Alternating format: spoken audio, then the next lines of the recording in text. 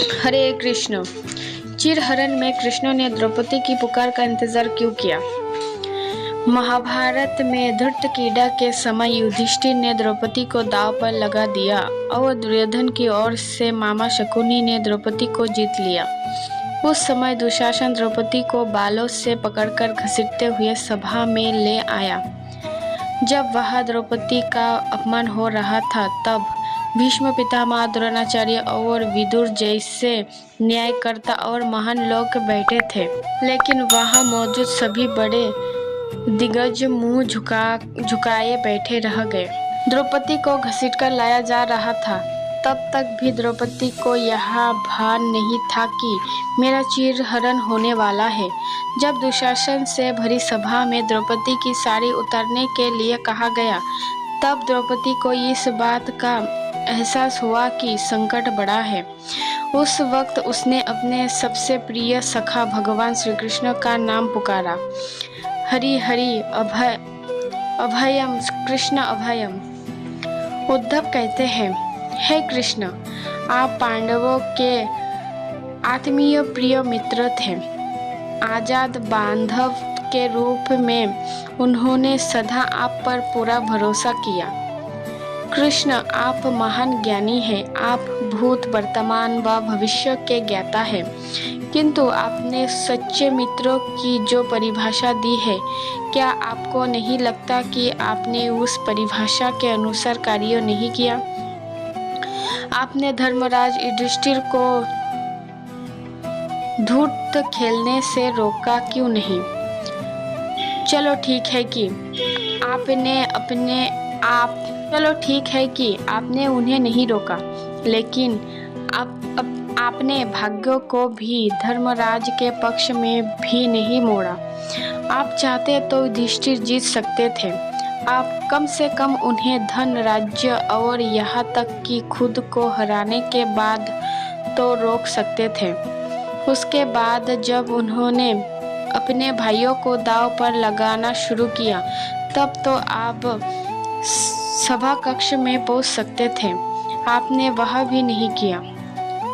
उसके बाद जब दुर्योधन ने पांडवों को सदैव अच्छी किस्मत वाला बताते हुए द्रौपदी को दांव पर लगाने को प्रेरित किया और जिताने पर हारा हुआ सब कुछ वापस कर देने का लालच दिया, कम से कम तब तो आप हस्तक्षेप कर ही सकते थे। अपनी दिव्य शक्ति के द्वारा आप पासे धर्मराज के अनुकूल कर सकते थे। इसके स्थान पर आपने तब हस्तक्षेप किया जब द्रौपदी लगभग अपनी शील खो रही थी। तब आपने उसे वस्त्र देकर द्रौपदी के शील को बचाने का दावा किया, लेकिन आप यह दावा भी कैसे कर सकते? भगवान श्री कृष्ण मुस्कुराते हुए बोले, प्रिय उद्धव, यह सृष्टि का नियम है कि विवेकवान ही जीतता है। उस समय दुर्योधन के पास विवेक था, धर्मराज के पास नहीं। यही कारण रहा कि धर्मराज पराजित हुए। उद्धव को हैरान परेशान देखकर कृष्ण जी आगे बोले, दुर्योधन के पास जुआ खेलने के लिए पैसा और धन तो बहुत था, लेकिन उसे पासों का खेल खेलना नहीं आता था। इसीलिए उसने अपने मामा शकुनी का धृतकीड़ा के लिए उपयोग किया। यही विवेक है। धर्मराज भी उसी प्रकार सोच सकते थे और अपने चचेरे भाई से पेशकश कर सकते थे कि उनकी तरफ से मैं खेलूंगा। जब उसने स्वयं पर निर्भरता छोड़कर हरि हरि अभयम कृष्ण अभयम की गुहार लगाई, तब मुझे उसके शील की रक्षा का अवसर मिला। जैसे ही मुझे पुकारा गया, मैं अविलंब पहुंच गया। अब इस स्थिति में मेरी गलती बताओ। उद्धव बोले, कान्हा, आपका स्पष्टीकरण प्रभावशाली अवश्य है, किंतु मुझे पूर्ण संतुष्टि नहीं हुई। क्या मैं एक और प्रश्न पूछ सकता हूँ? कृष्ण की अनुमति से उद्धव ने पूछा, इसका अर्थ यह हुआ कि आप तभी आओगे जब आपको बुलाया जाएगा? क्या संकट से घिरे अपने भक्त की मदद करने आप स्वयं नहीं आओगे? कृष्ण जी मुस्कुराए। उद्धव, इस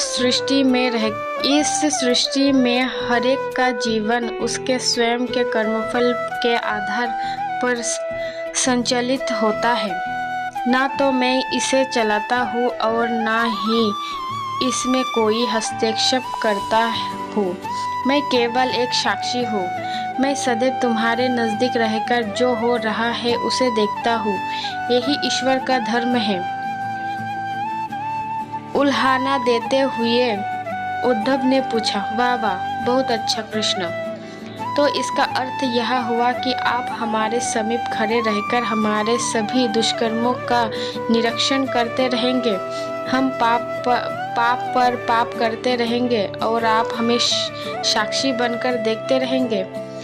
आप क्या चाहते हैं कि हम भूल करते रहे, आपकी गठरी बांधते रहे और उसका फल भोगते रहे? तब कृष्ण जी बोले, उद्धव, तुम शब्दों के गहरे अर्थ को समझो। जब तुम समझदार अनुभव कर लोगे कि मैं तुम्हारे समीप साक्षी के रूप में हर पल हूँ, तो क्या तुम कुछ भी गलत या बुरा कर सकोगे? राधे राधे।